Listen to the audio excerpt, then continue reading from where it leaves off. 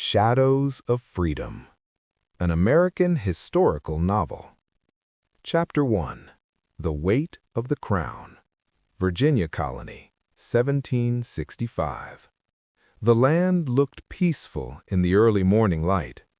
Mist drifted low over the fields, clinging to the ground as if unwilling to rise. Dew shimmered on the tall grass, and birds sang without fear, unaware that the soil beneath them carried resentment older than memory. Samuel Carter stood barefoot at the edge of the eastern field, staring across land his family had worked for 3 generations, yet never truly owned. He bent down, scooped a handful of dirt, and let it slip through his fingers. "This land remembers us," he murmured. Behind him, the wooden door of the farmhouse creaked open. Thomas Carter stepped outside slowly, his back bent not only by age, but by years of submission to a distant crown. His hands were rough, scarred by plow and rope, by seasons that had given little and taken much. "You're up early," Thomas said. "Couldn't sleep," Samuel replied. Truth was heavier than words. Sleep came hard when every harvest belonged first to the king. From inside the house came hurried footsteps. Elias burst out, young and sharp-eyed, his hair uncombed, his spirit already aflame. "They're coming," Elias said. "I heard hooves." Samuel stiffened. So did the land. Moments later, redcoats appeared at the bend in the road, British soldiers, polished boots, muskets gleaming like threats in the rising sun. They rode with the confidence of men who had never questioned whether they belonged. An officer dismounted. "Thomas Carter," he called, reading from a ledger. "Taxes due under the Stamp Act. Failure to comply will result in seizure of property." Thomas stepped forward, removing his hat. "I've paid," he said. The officer smiled faintly. "Not enough." Samuel felt Elias tense beside him. "How much is enough?" Elias snapped. The officer's eyes flicked toward the boy. "Careful." Thomas raised a hand. "Elias, inside." "No," Elias said. "I won't bow." Samuel grabbed Elias's arm, not to stop him, but to steady him. Rage without timing was suicide. Coins exchanged hands, more than they could spare, still not enough. "We'll return," the officer said pleasantly, mounting his horse. "Loyalty has a cost." As the soldiers rode away, silence returned, but it was a broken silence, filled with things unsaid. Elias kicked the dirt. "One day they won't ride back." Thomas looked at his son for a long time. "And when that day comes," he said quietly, "blood will water this land." Samuel stared down the road, the word freedom echoing in his chest like a distant drum. That same night, miles away, Josiah knelt in darkness. The slave quarters were quiet, the kind of quiet that meant listening, not resting. He traced letters in the dust with a trembling finger, letters he had stolen from books meant for white hands. Freedom.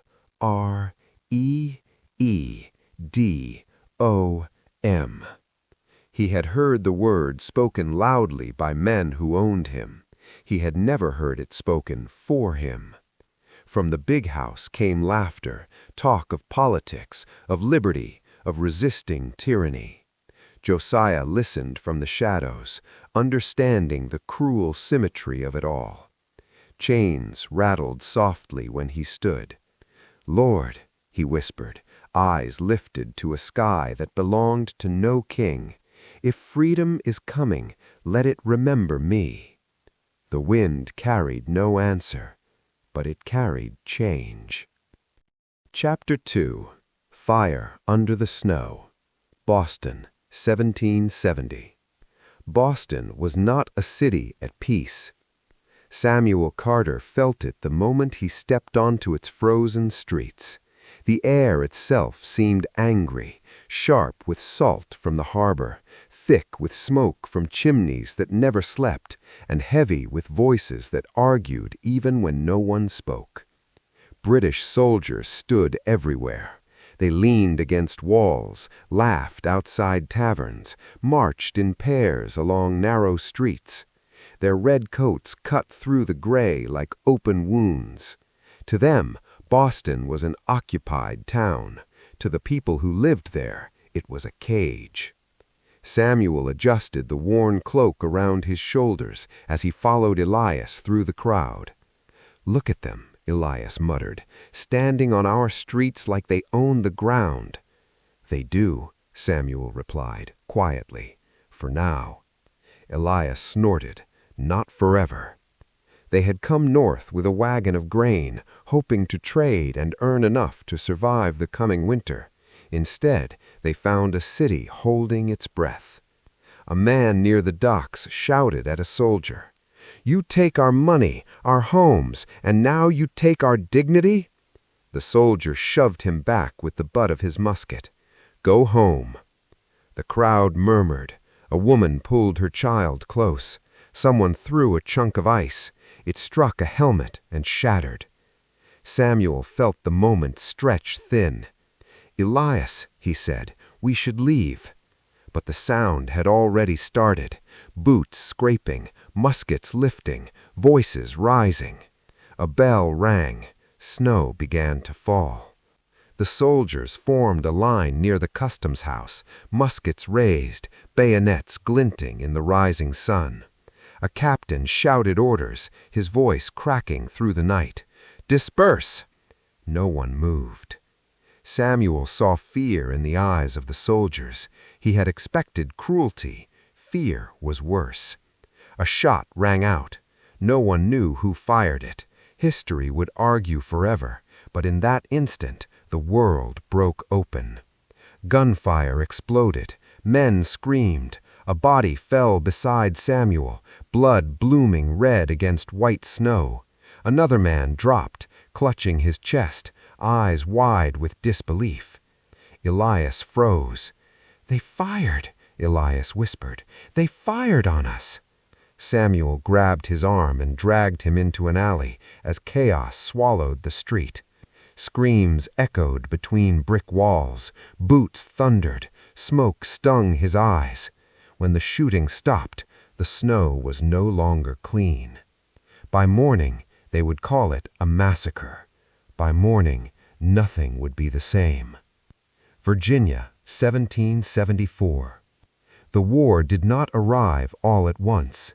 It crept in through pamphlets smuggled beneath coats, through sermons that grew bolder, through meetings held after dark where candles burned low and voices lower.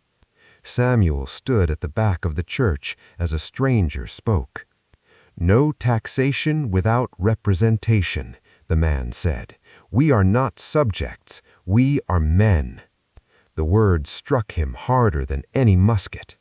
Men around him nodded. Some clenched fists, others looked afraid, not of the king, but of what defiance would demand.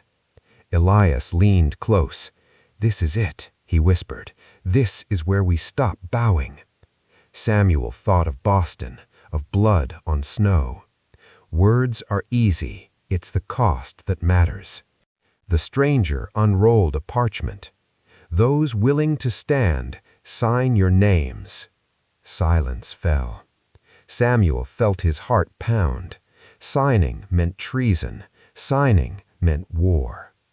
Elias stepped forward without hesitation and wrote his name in bold strokes. Samuel hesitated. Then he stepped beside his brother and wrote Samuel Carter beneath it. The ink felt heavier than iron. That night, Thomas Carter sat alone at the table, staring at the paper his sons had brought home. "You understand," he said slowly, "that this path ends one of two ways." "With freedom," Elias said. "Or with graves," Thomas replied. Samuel met his father's eyes. "If we do nothing," he said, "we're already buried." Thomas closed his eyes. "Then God forgive us all," he whispered. South of Richmond, Josiah listened as his master read aloud from a newspaper. "Rebels," he scoffed, "ungrateful fools." Josiah watched the firelight dance across the man's face. He thought of chains, of whips, of children sold away. If these men were rebels, then rebellion was holy. That night, Josiah slipped away from the quarters and followed the river north. He did not know where freedom lived, only that it did not live behind him. Chapter 3. The Cost of Liberty. Winter, 1776. The war stripped men down to what they truly were. Samuel learned this in the frozen camps of the Continental Army, where hunger spoke louder than speeches, and death arrived without ceremony. Tents sagged under snow, boots fell apart, men wrapped rags around bleeding feet and called it marching. Liberty tasted like frost and smoke. Elias adapted quickly. He laughed louder, fought harder, and spoke of victory as if believing in it could make it real. "They're trained," Elias said one night, watching distant British fires glow like stars. "But they don't belong here. We do." Samuel stared at the flames. "Belonging doesn't stop bullets."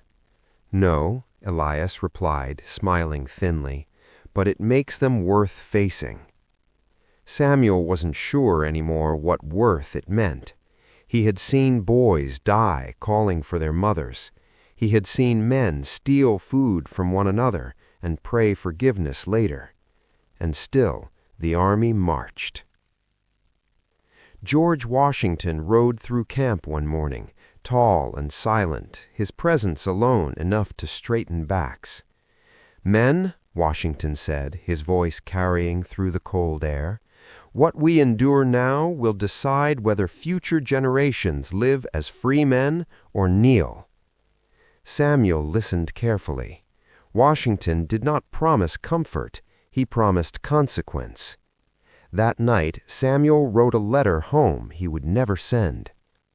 "Father, if I die here, know I did not die for anger. I died because living without choice is not living at all." He folded the paper and burned it. Far to the south, Josiah ran. He followed rivers by night and hid by day, guided by whispered directions and the quiet courage of strangers who risked their lives for his. Once a farmer pointed him north without a word. Another time a woman left bread by a fence and turned away. Every mile hurt. Freedom was not a door, it was a road. Near Pennsylvania, Josiah encountered soldiers, ragged, hungry, exhausted, Continental soldiers. "Are you running from the British?" one asked. "I'm running toward myself," Josiah replied. The soldier hesitated, then nodded. "You're not alone." Josiah joined them, not as a soldier, not yet, but as proof that the war was larger than muskets. Chapter 4. Victory and Silence. Yorktown, 1781. The final battle did not feel like an ending. It felt like exhaustion finally winning. Cannons thundered. Smoke choked the air. When the British surrendered, cheers erupted, but Samuel felt only a hollow relief. Victory did not erase the faces of the dead. Elias embraced strangers, laughing like a boy again. "We did it! We actually did it!" Samuel nodded. "Now we learn what we've made." They returned home to a country unsure of its own reflection. Thomas Carter died that winter, quietly, his body worn down by years of waiting for change that arrived too late. At the burial, snow fell gently, as if trying to soften the loss. Elias spoke of honor and sacrifice. Samuel stood in silence. Josiah reached the north a free man in name, but not in safety. Laws shifted slowly, unevenly. Freedom existed, but only if defended. Still, he breathed without chains. Chapter 6, Cotton and Chains, 1793. The cotton gin reshaped the South and hardened its heart. Plantations grew, wealth flowed, chains tightened. Elias returned south and bought land. He told himself stories about tradition, about necessity, about order. Samuel visited once. He saw enslaved men working fields that looked too familiar. "You own people," Samuel said quietly. "I provide for them," Elias replied. "They provide for you." That night, Samuel left and never returned. Their letters grew cold, then stopped. Chapter 7, Blue and Gray, Gettysburg, 1863. The field was already a grave before the battle ended. Samuel moved among the wounded when he saw Elias fall. He ran. Elias lay pale, blood soaking the soil they both loved.